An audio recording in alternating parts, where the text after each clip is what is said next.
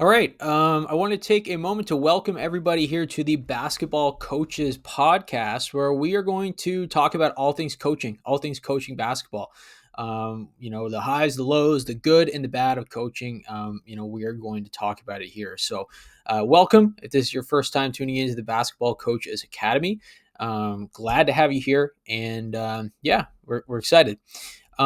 Today's episode is going to be around building culture, right? We want to talk about building culture and why that is so important as a basketball coach. And it is. It's very, very important. Across the board, whether you're coaching youth age groups or older age groups, high school, university, whatever that may be, your team, your program needs to have a culture. And that's really going to be your identity, right? When you have a team or a program or a club or whatever that may be, you want to set that tone, you want to set that identity, right? You look at NBA programs across the board or college programs, and you can probably think of what that culture is for each program. And if the program doesn't have a culture, then you're not really looking at them as a successful program, as a successful team, right? Let's look at it at the NBA level, right? When you look at a team like the Miami Heat, right, you instantly know about their culture, right? What is their culture? Well, their culture is hard work. It's grind. It's work ethic. It's Pat Riley's way of conditioning and making sure everybody is in shape and has a certain amount of body fat. And what that may be. Now, is that the correct culture? Is that the correct way to do it? Well, that's up for interpretation, but we can say for sure that that is their culture, right? What is the culture of a team like the Golden State Warriors? Well, with the Golden State Warriors, you're going to see from that organization a team with ball movement, a team that's consistently moving the ball in a motion style offense, lots of 3-point shots because of Steph Curry and Steve Kerr and the way they coach, right? Or the way Steve Kerr coaches and Steph Curry plays, right? So every team has a different culture. Every club has a different culture. I'm sure right now, if you think of your peers in terms of, some of the teams that you're coaching against in your local community or wherever you're coaching, you could probably think of the culture of each team, right? Is it a team that, coaches hard? Is it a team that, is very focused on skill development, right? It can be a mixture of both, but either way, you need to ensure you have a culture. If you want players to want to play on your team, if you want parents to come to your club, you need to make sure you have a culture, right? At the end of the day, culture outlasts talent, right? So you're going to have likely in your program players come in and out.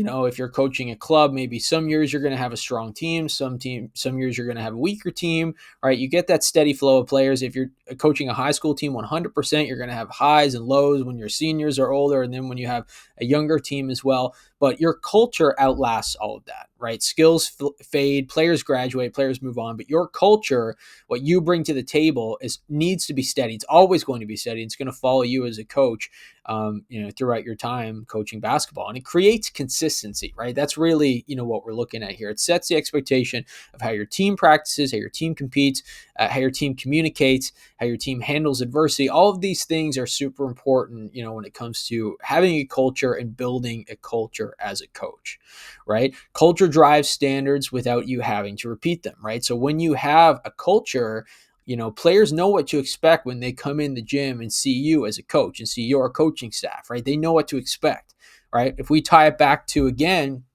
the Miami Heat, players know when they're going to the Miami Heat that it's a no BS zone, right? They're going there, they're expected to work, they're expected to compete, they're expected to, lose a certain amount of body fat, whatever that may be, right? When players go to the Golden State Warriors, right, they also know what the expectation is there, right? They know that they're going to be expected to cut off the ball, to move the ball, to not be a selfish player, to be a selfless player, right? And always give up the shot for the better of the team, right? These are things that, we see when it comes with culture, right? So let's talk about building a culture, right? We just talked about why culture is important, but let's talk about building a culture, right? So the first thing that we want to do, how do we get to building a culture, right? How do we get to a point where we have a successful culture with our team, right? With our program. The first thing that we want to do, right, in my opinion, is build that culture with the players, right? Pretty self-explanatory, right? Well, let's go over some things that you can do to build that culture with the players so that you have a successful program. And this can be the case, across all age groups. Like we said, if we're dealing with younger age groups, that's fine. If we're dealing with older age groups, that's fine. But this, has to be the case across the board, right? So dealing with players, right?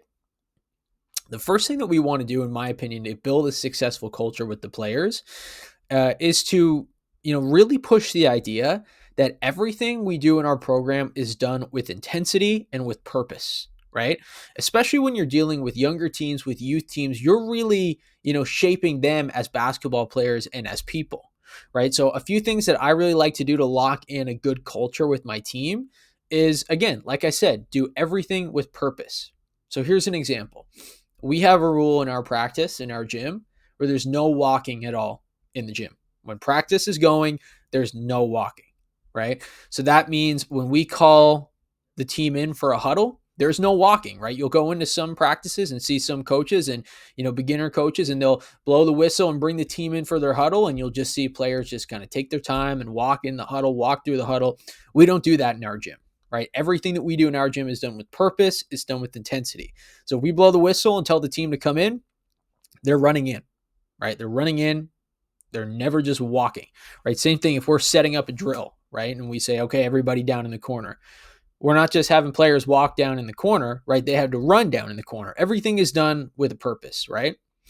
Uh, you know, Another thing that we like to do there is ensure that our practices have energy with the players. So if we're ever running in for a huddle, right, we're clapping, we're energized, we're bringing the energy, we're bringing the intensity, we're doing everything with purpose, right? And players know on our team that, if they are walking around with, negative attitude, they're not running, right? They're showing that they're walking, they're, slouching their shoulders, they're not having good body language, right? That they're not going to play on our team, right? And you have to stick to that. And it might actually mean, benching a player from time to time who's not following these rules. But again, you have to set your culture in place, right? And for me, that's a big one. Doing everything with intensity, doing everything with purpose, right? Same thing with our huddles, right? When we're in there talking as coaches, right? We're not in there just going, hey everyone, how's it going today? Like, we're talking with purpose, we're talking with intensity, we're getting the practice going. So everything we do as a team is done with intensity, is done with purpose, right? And that buy-in has to start with the players, right? Has to start with the coaches, has to start with the parents, right? And we'll talk about the coaches and parents in a second, but we have to ensure the players are doing what they're told to do, which is, again, no walking, no negative attitude, right? No bad body language, no getting down on each other. They're bringing the energy to practice. These are things that you can enforce with your players to have that good culture, right?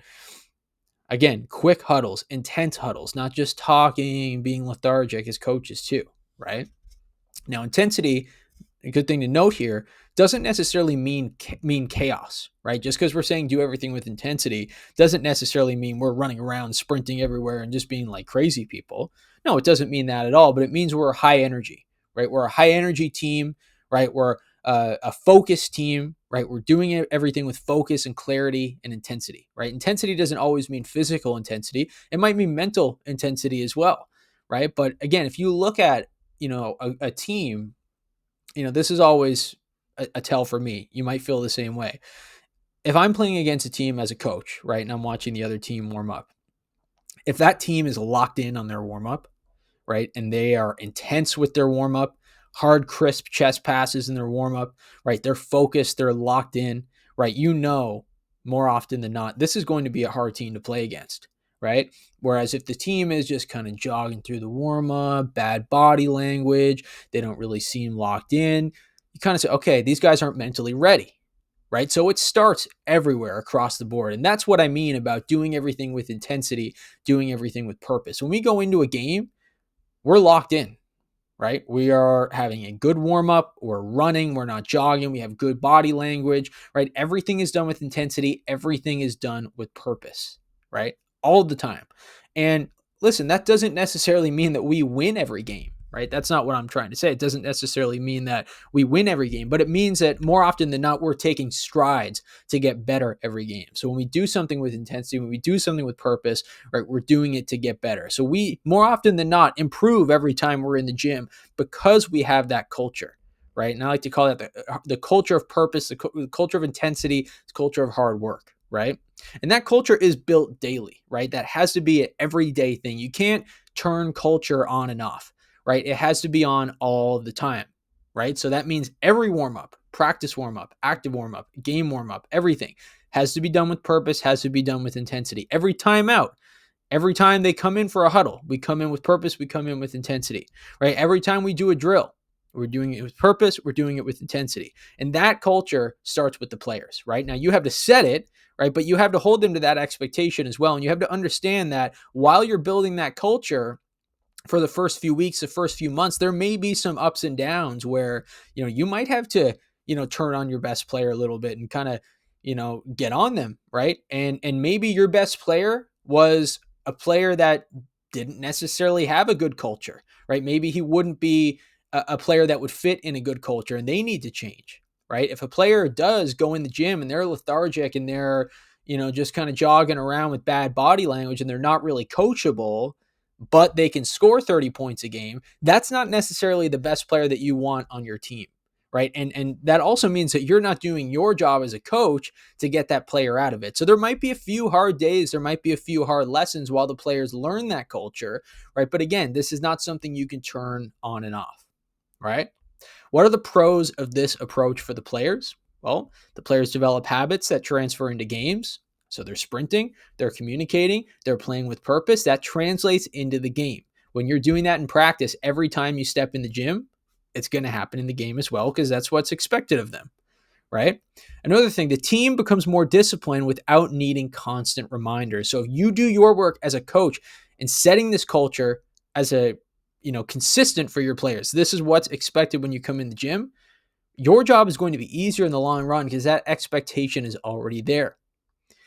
It creates an identity for your program and an identity that your team and its opponents can feel, right? Your team becomes known for doing everything with intensity, doing everything with purpose. That's going to draw people to your program, right? That's going to draw players to your team, right? That's going to make people want to play for you. And lastly, it builds mental toughness and resilience because players are constantly practicing with purpose, right?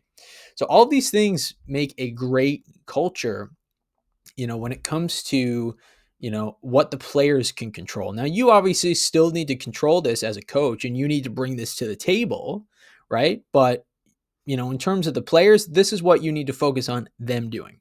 Okay.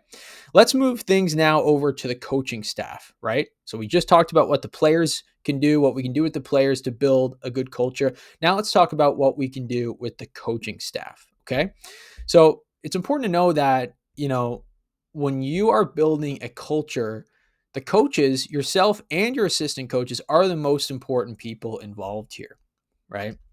You're not just, setting the culture yourself, but you need buy-in from the people coaching with you, whether that's a parent volunteer coaching with you, a paid assistant coach coaching with you. You need them to buy into the culture just as much as the kids do. And you need, obviously, yourself to buy into the culture, right?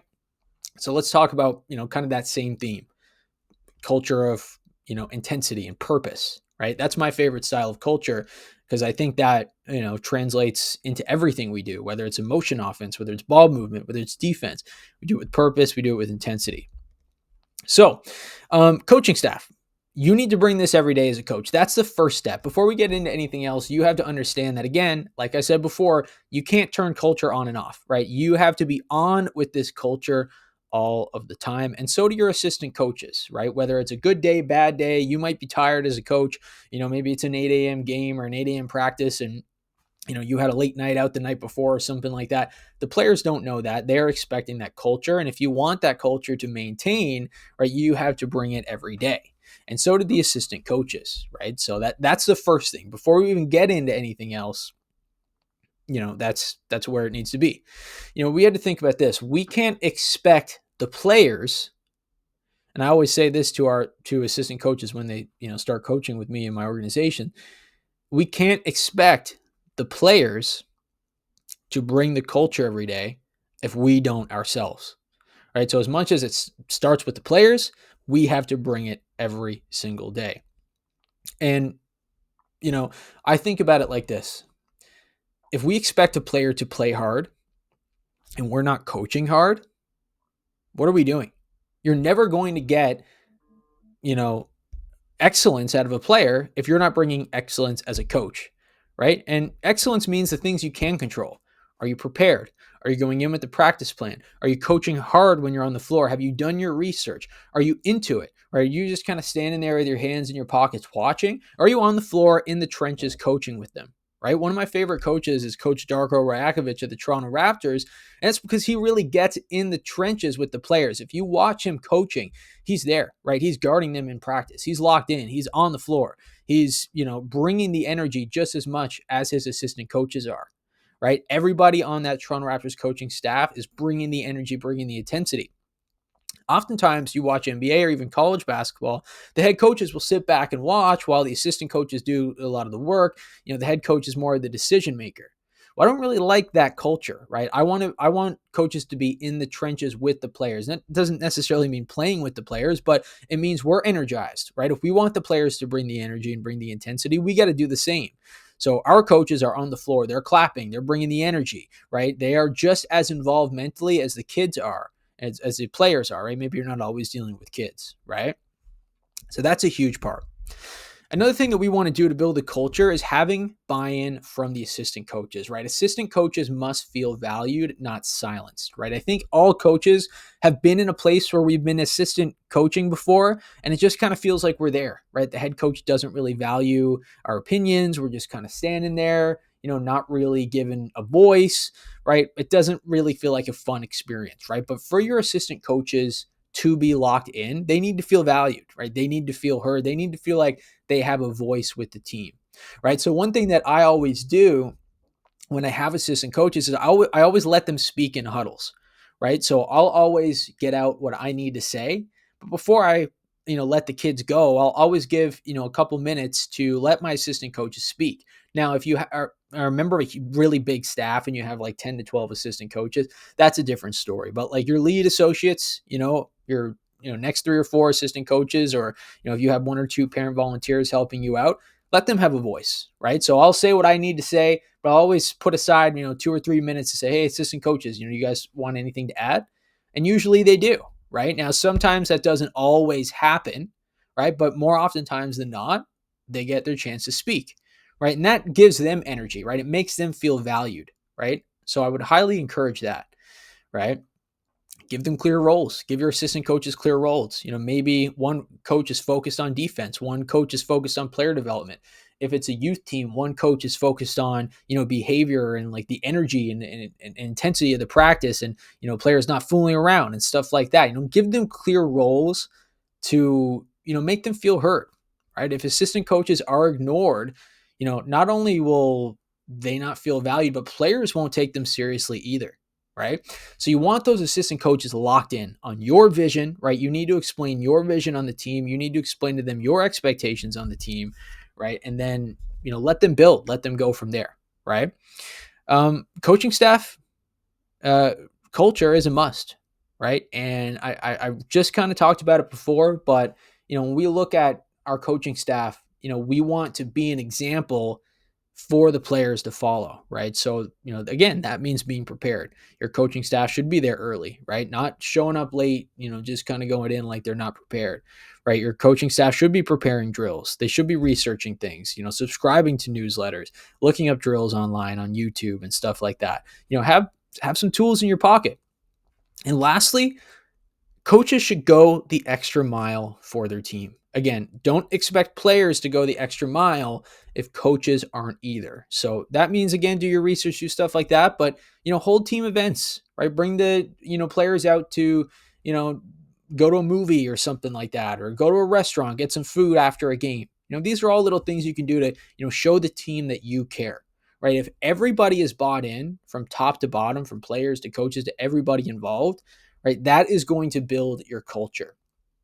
Okay, so those are kind of two key elements. We just talked about, what to do with the players, what to do with the coaches, right? But there's one last element here that we want to talk about, especially when we're dealing with youth teams. Maybe if you're dealing with an older team, college or university and older, or an adult team, this is not the case. But when we're dealing with youth from elementary school to high school, everyone involved, we also need to get buy-in from the parents too. And that is also a huge key when it comes to building your culture, right? Because you don't want to bring this culture and bring these expectations to the practices, to the players, and the players go home and, say all this stuff to their parents, and, their parents aren't bought in, and they're taking their kids' word for it against yours. And, maybe the kids are saying, oh, the coach is too hard on me today.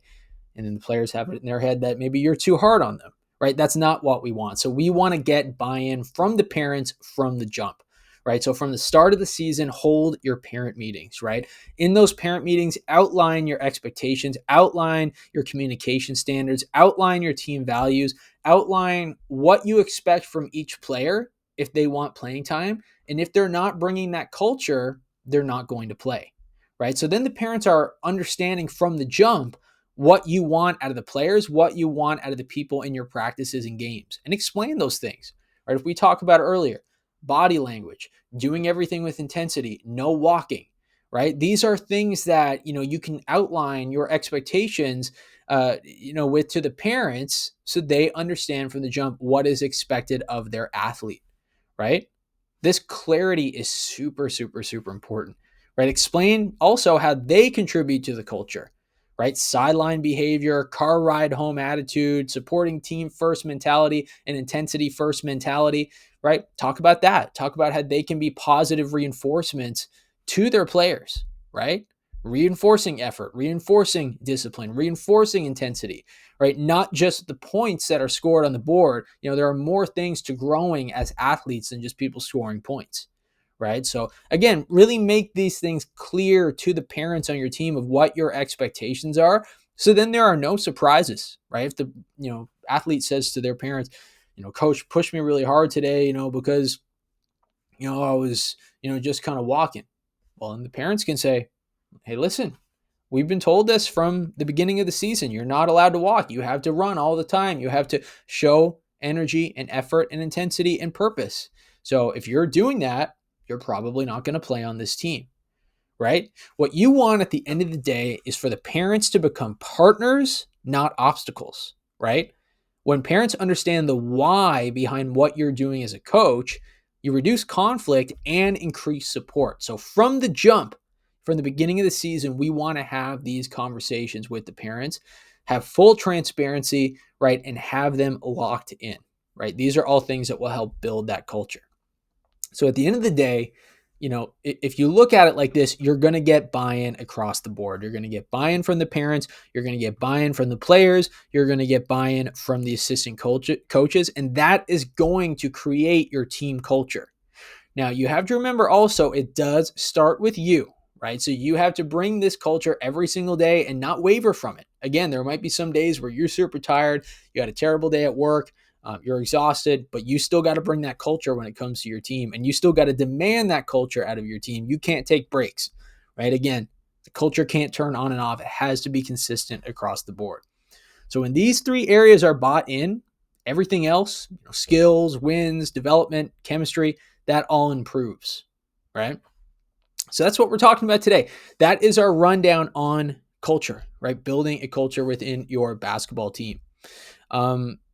Folks, thanks for tuning in. Thanks for listening. My name is Coach Danny at the Basketball Coaches Academy. If you want some free resources for your team, if you made it this far, feel free to check out our description and our comments where you can download some free resources, right? We have the free guide to the continuous 5-out motion offense as an ebook with video examples of how you can teach a motion offense with your team. And some actual plays that you could run in terms of a 5-out motion offense. We also have 5 out of bounds plays for your team. Again, lots of video examples in here in an ebook where you can click the video and watch the examples. baseline out of bounds plays, sideline out of bounds plays, you name it, they're all in there. And lastly, we also have a practice plan or template that you can use to run all of your practices as well. You can download all of these items for free. We'll put the link in the description if you're watching this on YouTube, and in the comments section. Feel free to download those. Folks, we're going to do this podcast. We're going to try to do it weekly. That's the goal, weekly.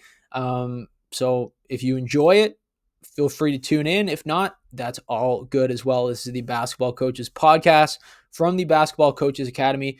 Thanks for checking us out. Hope you enjoyed.